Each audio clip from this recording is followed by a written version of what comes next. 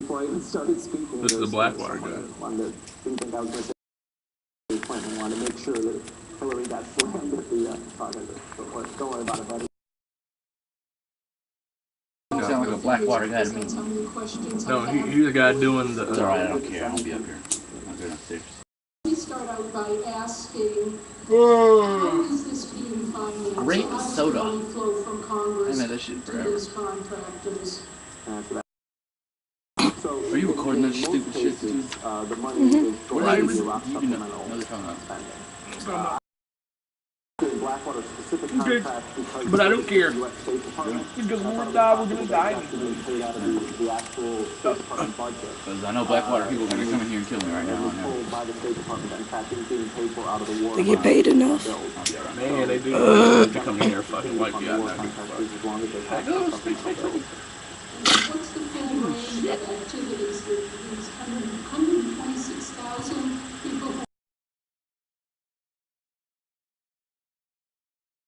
126,000 contractors. Many of them, many thousands of them have nothing to do with the army. You've been in your position they since do laundry, they serve food to the troops, cool if you kill that quarter guns, setting up quarter guns, driving vehicles.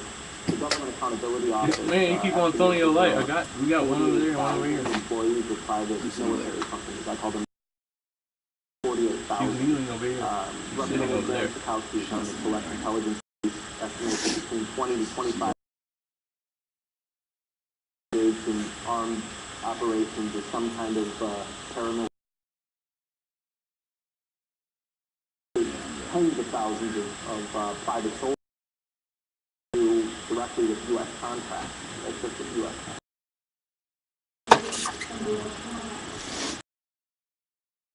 One way of looking at it is There's a to stylist on the floor. also look back at Central America in the 80s, where it was a popular war, using proxies to run it. So they conquered back then, and now they're using Blackwater. Oh, well. I urge people to their website, Yeah. as Jeremy said. It's amazing. BlackwaterUSA.com. Yeah. Depending on how much ammunition you get from the courses. So, what would be the chances of having hearings in Congress, and what would that do any good at all? Or I mean, I've never been a big believer that Congress is going to change much of anything. I do think, though, that that this is a different sort of situation, because I think that regardless of what the position of the Democratic, of the politicians on the Democrat side is in terms of defunding the war, to me it's a no-brainer to defund the mercenaries. And it should be a no-brainer to all, to all Congress people. I mean, this is an outrageous. I don't know, when they call it just about democracy, I think. And I think that Yeah. it's worth the campaign to try to get Congress to cut off the funding for the private troops in Iraq and withdraw them. I mean, that would be an absolute first step that I would find rejection of almost indefensible certainly by the Democrats, and I think by a lot of Republicans and their constituents find out about the extent of the spending on these mercenary You still have one, don't you?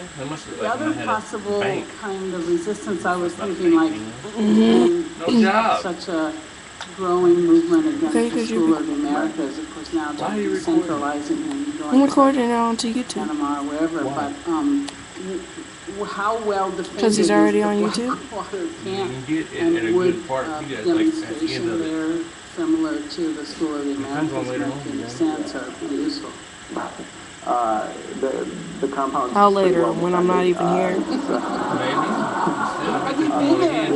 Way more than Well, they won't let me inside the compound, but yeah, you're gonna run into some authorities. Let's say when you get near it. I mean, it's in the middle of nowhere, basically, near a swamp, and they know when you're coming.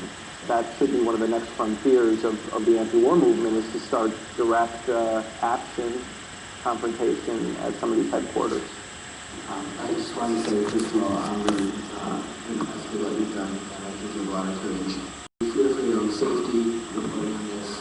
What do you do to safeguard it? Do you feel like people are at all following you around? I mean, I don't want to sound like a nut, but I feel nervous. You sound like my mom, not like a nut.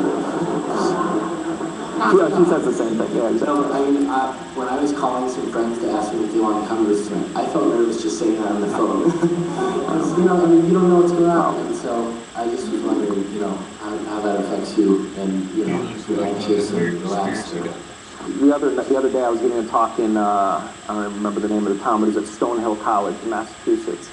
And I was talking to some very nice older folks from the Nation discussion group beforehand, and they were, the median age was probably about 80.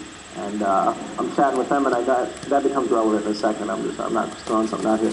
And there's this guy standing who has a Navy SEAL Team 6 bomber jacket on, and he's standing next to me, kind of staring at me, and I was feeling a little bit awkward and maybe nervous.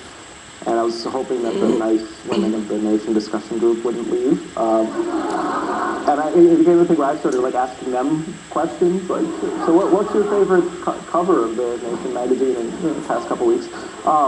And so they clear out, and this guy comes up to me, and he just kind of stares at me for a second. I thought he was going to clock me, and he says, you know, I was in the SEALs, and I was a friend of Scott Helvinson's, one of the guys killed at Fallujah. He said, I just read your book, and I want to thank you.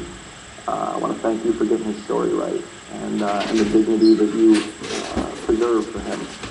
And during the question and answer session, he got up and he said, asked the same question he did, and he said, you know, I'd like to offer to be your bodyguard. And I was Navy SEAL, and I laughed, and the crowd laughed, and he goes, no, I'm serious. Anyway, you know, the thing is that